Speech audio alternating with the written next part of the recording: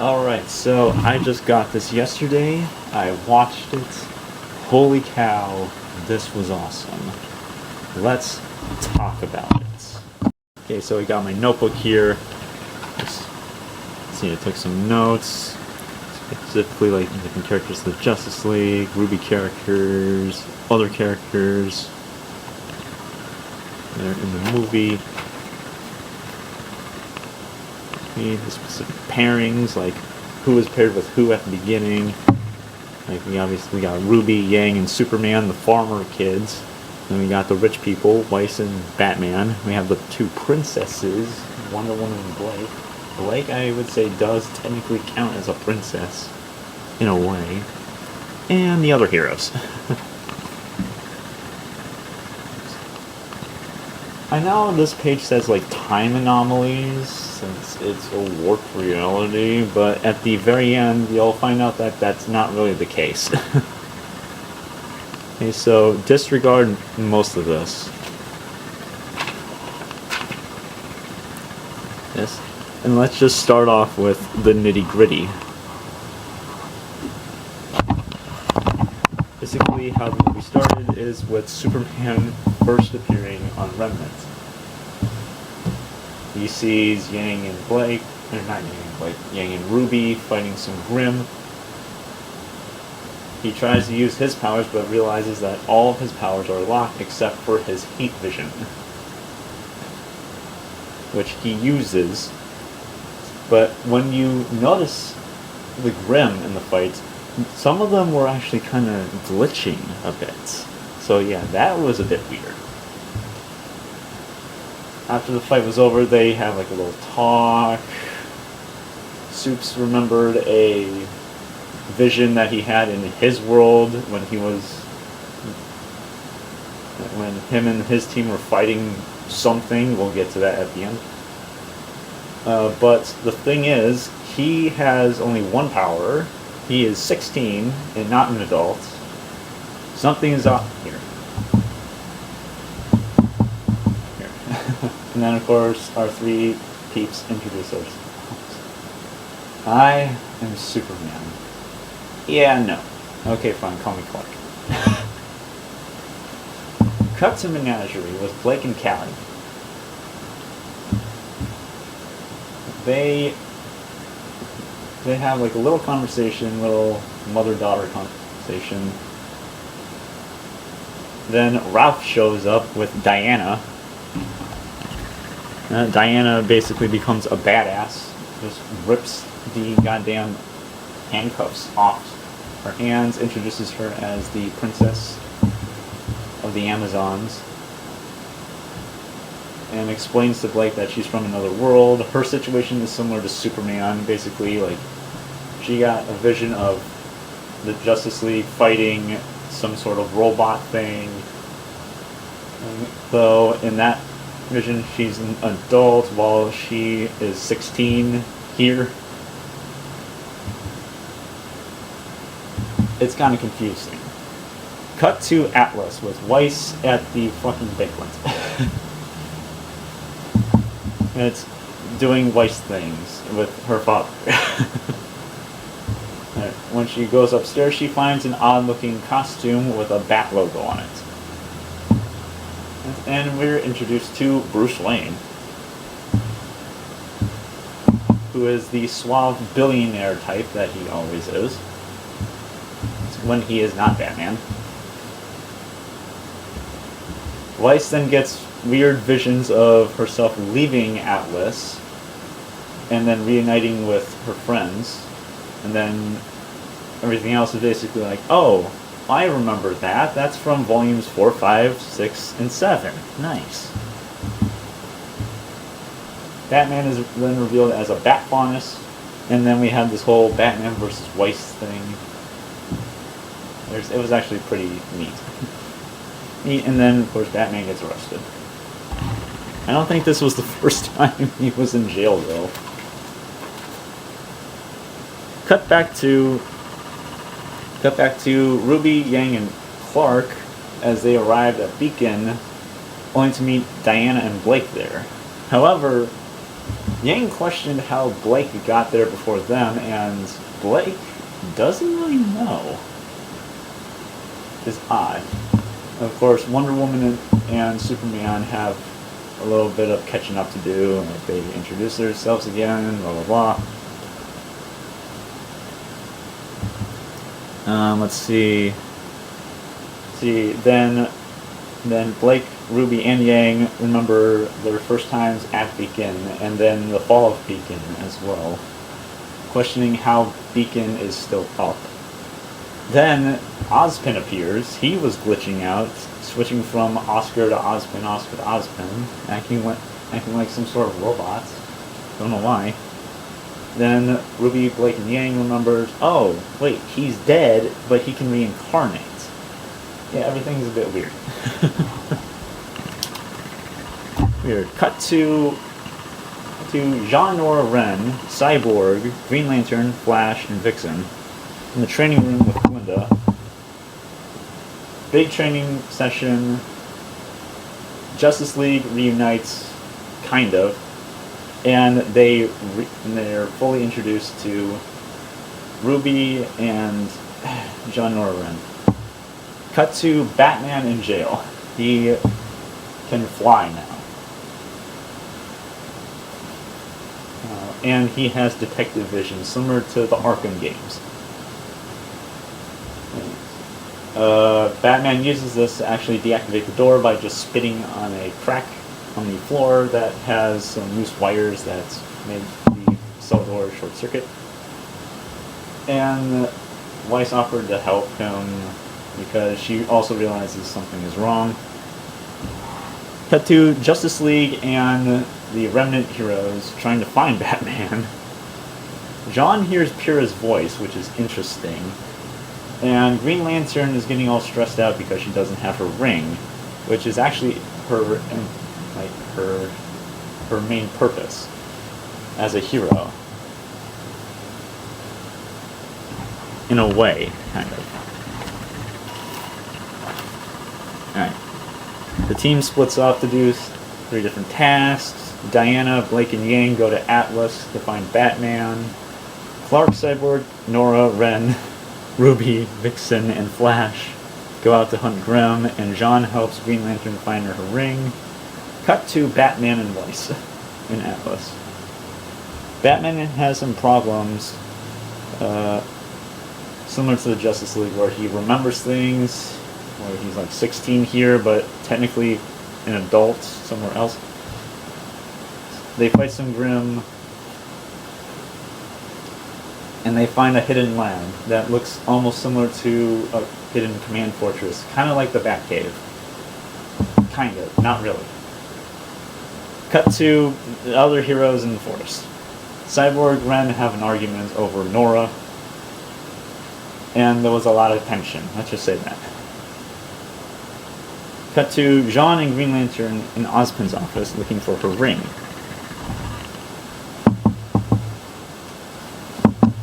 Jean keeps hearing Pyrrha's voice and remembers her death. The reason why I am kind of like staggering a bit and not remembering most of the movie is because I don't remember most of it. I only remembered some parts that I can easily remember. Cut to the badass part, or one of the badass parts of the movie. Blake, Yang, and Diana in an airship to Atlas. They have a little heart-to-heart moments with Blake and Yang talking about their experiences when Huntresses, Wonder Woman talking about her experience with the Amazons of the Niskira and the Justice League. And then they have an epic grim fight in the air, outside the airship. Yang pilots the ship. It was awesome. Cut to Jean and Green Lantern again. He hears Pyrrha's voice. But before all that, I want to point out that they were in some sort of white room before this, where Green Lantern was able to use her semblance to find her ring, though that part was kind of confusing. It's like, I was like, are we in the Matrix or something like that? this is kind of cool, yet kind of strange. And then Jean was there. There, he heard Pyrrha's voice, remembers Pyrrha's death, and then they got out of there. They're still in the school somehow. And then they made it to a classroom where Pyrrha offers to help.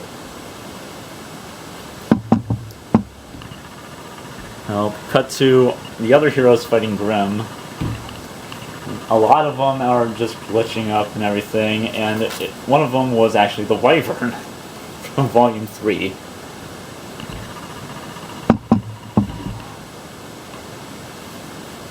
Which later on splits into the Wyvern and the Leviathan from Volume 6. Cut to Weiss and Batman in the lab. The strangest part is, Weiss literally has a body part of a Grimm with her that was also slightly glitching. This is weird because Grimm don't leave any traces of body parts behind when they're dead. They all turn to ash. Even Weiss literally said this in the movie. So something ain't right. Something was fucky. And we'll later on find out that not everything is what it seems. Cut to Jean and Green Lantern in the classroom. They meet Pyrrha. Or should I say Pyrrha in air quotes. Pyrrha offers to help. She touches a wall and a door appears. What is she, fucking Morpheus? No. They entered a closet somehow. And then Pyrrha, I was right, wasn't Pyrrha. She was not real in this whole thing. She was a robot created by someone. And let's just say that this was actually very scary. Forget all the Neo stuff from Volume 9. Fake robot Pyrrha was the most scariest thing of RWBY. And I don't even care if it's not canon. I don't even care if it's from a crossover. That was scary. So now Jean and Green Lantern are locked out of a closet, contemplating life, of course. Jean still feels butthurt that he didn't save Pyrrha, that none of this was real. Green Lantern's still stressed out, filled with anxiety that she can't find her ring, that she's not strong enough, she doesn't believe in herself. But then she gets the courage to do so after the walls start closing in, similar to the trash compactors on the detention level in Star Wars, or that scene from Resident Evil 1 in the mansion. She even says the Green Lantern chant as well. Anyways, let's cut to the other heroes fighting the Grimm.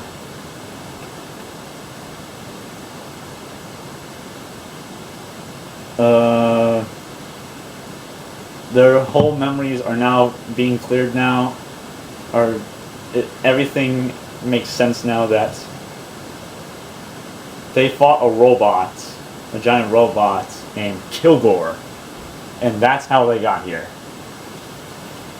Here, Nora dead? I just say that because she's technically unconscious. She was squeezed to death by a Grimm, and she just plopped on the Grimm.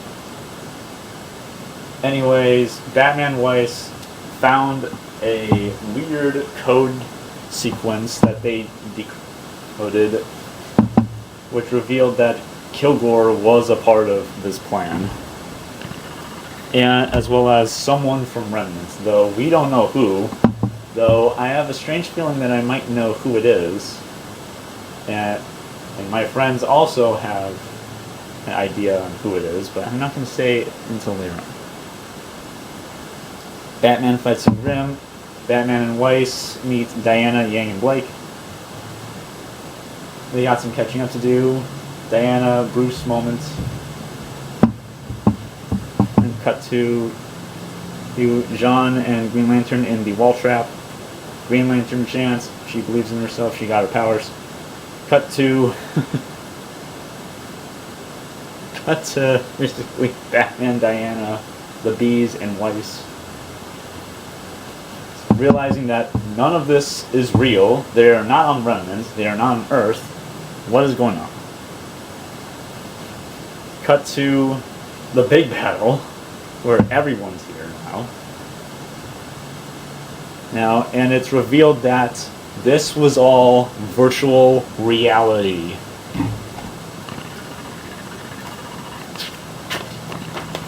Now, the Kilgore was behind part of this, and somehow he got help from someone on Remnant, a scientist with a big brain. And Kilgore took over Flash. Flash was a bit sus at the beginning of this whole debacle where this was all virtual reality. And to be honest with you, it makes sense that Flash was being controlled by Kilgore, because Kilgore is actually in the Flash's rogues gallery. Flash was saved over in the end. Justice League beat Kilgore in the most badass way possible. Heroes win. The heroes return home. Justice League were obviously at the Hall of Justice.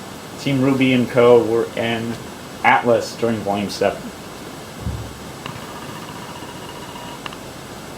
And Team RWBY and Co. wake up in this chamber filled with virtual reality bed things. And they realize someone on Remnant did this. Well, we were supposed to have like a virtual training session. None of that was real. Yeah, mind blown. The movie ended with ominous music, and that ominous music continued playing throughout the credits. I was getting chills down my spine. I thought we were getting an end credit scene, for that matter, on who it might be. But, yep, that's the end of the movie. To be honest with you, here's what I think might be behind this. I think Arthur Watts is behind this. I mean, come on. They're in Atlas during Volume 7. Watts is the only evil mastermind there. Or evil scientist, technically. But there's also one name that also makes sense, because Kilgore mentioned that this person has beef with RWBY and Juniper, when Arthur literally had no beef with them whatsoever. And that would be Dr. Merlot, the freaking main villain of Grim Eclipse. And if it is him, mind blown, because we get to see a 3D model of him for the first time, period. And not a 2D image. Anyways, I actually kind of like this movie. This was actually very awesome.